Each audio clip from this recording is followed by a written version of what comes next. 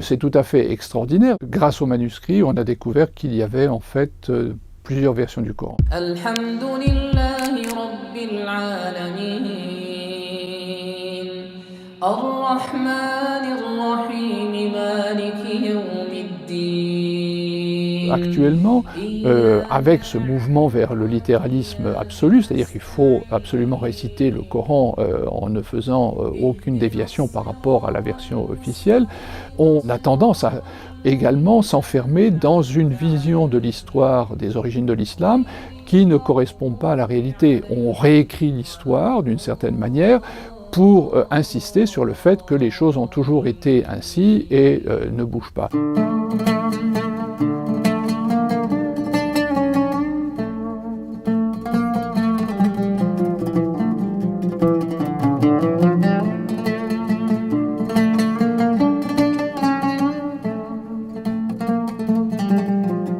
On récitait le Coran à l'époque ancienne selon différentes versions. Les manuscrits apportent la confirmation qu'on les mettait par écrit, que ça n'était pas simplement une question de récitation. Ces variations de texte sont connues sous le hadith des 7 Arjouf. Elles existaient déjà à l'époque de Mohammed.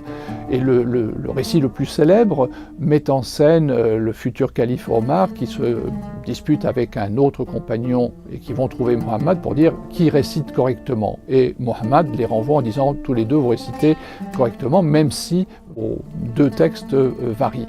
Donc ce que ce hadith célèbre montre, c'est que justement, il considérait que ce qui était important, c'était le sens.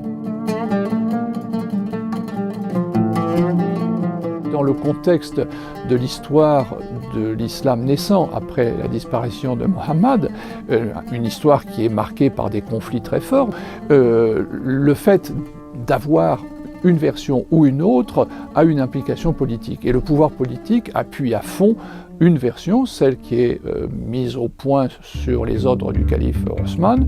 Les théologiens emboîtent le pas et finissent par dire bon, laissez tomber les autres versions, ne considérez que celle-là, c'est suffisant pour vous. Avec l'époque moderne, avec la diffusion notamment audio puis visuelle, la récitation a tendu à se concentrer sur une version au détriment de toutes les autres.